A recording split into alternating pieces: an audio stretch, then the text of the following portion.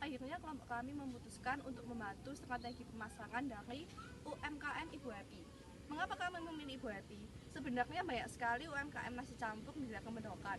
Tetapi menurut kelompok kami, strategi pemasaran dari Ibu Happy itu kurang. Mengapa? Misalnya contohnya saja dapat kita lihat bahwa teknologi sekarang itu sudah berkembang sangat pesat. Tetapi warung Ibu Happy masih belum menggunakan kemajuan teknologi yang ada pada saat ini. Oleh karena itu, kita akan membantu strategi pemasaran dari warung Ibu Happy agar warung Ibu Happy strategi pemasarannya dapat menjadi lebih baik. Selanjutnya saya akan menjelaskan mengenai PES. Yang pertama yaitu politik. Pajak penghasilan badan usaha yang ditetapkan oleh pemerintah untuk UMKM yaitu sebesar 1% untuk UMKM yang sudah memiliki lokasi yang tetap. Jadi Ibu Happy diwajibkan untuk membayar 1% pajak dari total omsetnya. Yang kedua yaitu ekonomi. Seperti yang kita tahu, ekonomi di Indonesia didominasi oleh perekonomian dengan masyarakat menengah ke bawah. Dan target daripada nasi campur warung Bu Happy ini adalah untuk masyarakat menengah ke bawah, yaitu selanjutnya social culture. Dan social culture ini seperti kita tahu, masyarakat Surabaya ini menyukai makan makanan yang gurih dan juga menyukai porsi makanan yang besar dan harganya tentunya murah.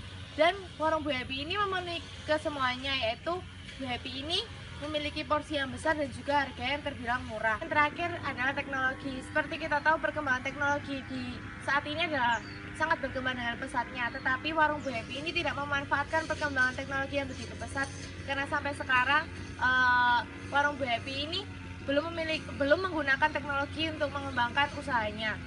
Selanjutnya saya akan menjelaskan tentang BMC dari warung nasi campur Bu Happy pada saat ini. Yang pertama adalah key partnership. Key partnership dari warung nasi campur ini adalah Pasar Soponyono. Yang kedua adalah key activities, di mana key activities yang dilakukan oleh warung nasi campur Bu Happy. Yang pertama adalah mereka membeli bahan di Pasar Soponyono, lalu mereka memasaknya, dan mulai dari jam 6 pagi mereka akan mempersiapkan warung. Setelah mempersiapkan warung, di sana mereka akan menyambut para pembelinya, mencuci gelas dan melap meja.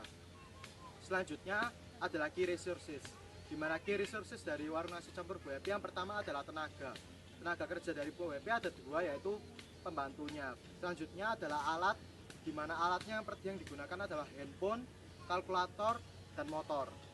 Yang selanjutnya adalah value proposition, di mana value proposition dari warung nasi campur Bu Happy yang pertama adalah lokasinya strategis karena terletak di UPN di Surabaya.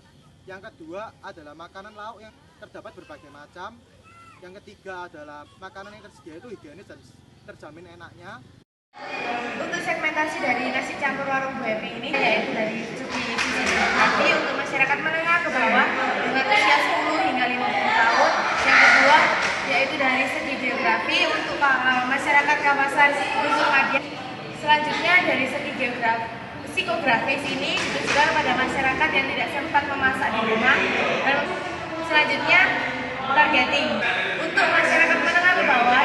Dan yang terakhir, positioning. Warung nasi campur Bu Happy ini termasuk warung yang diminati oleh masyarakat sekitar. Nah, selanjutnya mengenai 4P. Yang pertama, produk. Warung Ibu Happy ini menjual berbagai macam makanan, yaitu ada nasi pecel, nasi campur, dan juga nasi gudeg. Tetapi setelah kelompok kami melakukan observasi, kami melihat bahwa banyak masyarakat yang lebih tertarik untuk membeli nasi campurnya. Nah, untuk nasi campur sendiri Ibu Happy mempunyai 3 varian, yaitu yang pertama nasi campur ayam goreng, yang kedua nasi campur ayam panggang, dan yang ketiga nasi campur rempelo ati. Nah, untuk price, untuk harganya sendiri, Ibu Happy telah menetapkan bahwa harga nasi campur ketiga varian ini memiliki harga Rp13.000. Lalu untuk place, untuk tempatnya, warung Ibu Happy ini terdapat di depan kampus UPN 4. Nah, untuk promosian, kelompok kami akan melakukan 3 macam promosi buat warung Ibu Happy. Yang pertama, kami akan membuatkan banner yang tentunya eye-catching. Lalu yang kedua, kami akan membuatkan media sosial, yaitu Facebook dan Instagram. Dan yang ketiga, kami akan melakukan word of mouth. Sekarang saya akan menjelaskan mengenai kendala yang telah dialami oleh warung Ibu Happy. Menurut kelompok kami, kendalanya ada 2. Yang pertama, tidak adanya lahan parkir, dan yang kedua, penutup makanan yang hanya menggunakan kertas minyak. Oleh sebab itu, nanti kita akan memberikan plastik wrap sehingga hal tersebut memudahkan Ibu Happy untuk penjualannya.